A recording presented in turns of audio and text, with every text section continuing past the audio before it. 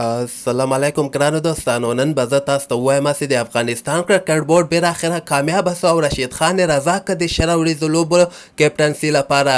ویډیو تر اخره پورې وګورئ، په هر څه به تاسو پوه سئ. زه به تاسو ته ووایم هغه څو ورځې مخکې که تاسو ته یاستئ ما تاسو ته یو ویډیو کې خبر درکړی و چې د افغانستان حامد شینواری، حشمت الله شهیدي، رئیس احمدزی، فرحان یوسفزی دغه ټول دوبۍ ته تللي وو. رشید خان سره څو ورځې مسلسل ډول باندې ملاقاتونه یې کړي دي، ده ته ډېرې زیاتې یعنې ورته زارۍ کړي دي. هغې نه وروسته هم رشید خان نه ومنلې، خو رشید خان به زه تاسو ته وایم چې تېره ورځ د رشید خان لخوا نه دغه فیصله وسوله چې زه تیار یم د افغانستان لپاره په شل ورځو لوبو کې کیپټنسي ترسره کړم. ځکه ما تاسو ته ویلي ول چې دوی کیپټنسي نه اخلي. ګوره د موږ ویډیوګانې دوی باندې ډېر زیات اثر کوي. محمد نبي هم ګوره کیپټنسي نه اخیستله، رشید خان هم کیپټنسي نه اخیستله. ما تاسو ته بار بار ویلی چې د افغانستان پر ټیم کې همدغه رشید خان داسې کیپټنسي باید حتما وکړي. تاسو وګورئ د افغانستان په خاطر باندې رشید خان قبوله کړې ده دغه کیپټنسي.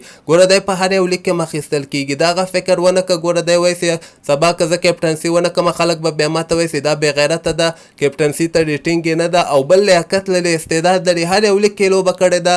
دی به ښه په نره باندې د افغانستان لپاره کیپټنسي ترسره کړي. نبي پسې هم د افغانستان کرکټ بورډ ډېر څه وایي، خو نبي وروڼه نه بیا دغسې خبر راوځي چې د افغانستان کرکټ بورډ موږ ته ډېرې زیاتې زارۍ کوي، نبي ته ډېرې زیاتې زارۍ کوي، خو نبي کیپټنسي نه کوي.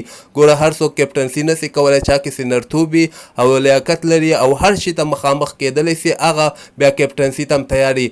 نو د شل ورځو لوبو کیپټنسي چې کله نه رشید خان قبوله کړې ده، زه ورباندې ډېر زیات خوشحاله یم. ځکه دغه مې دویمه ویډیو داسې رشید خان باندې جوړوم او تاسو هم لاندې په کمنټ کې رشید خان زنده‌باد در سره حتما ولیکئ او دغه ویډیو هم در سره لایک کړئ چې دغسې افغانستان چې کوم د افغانستان په خاطر باندې باید لوبغاړی کیپټنسي واخلي.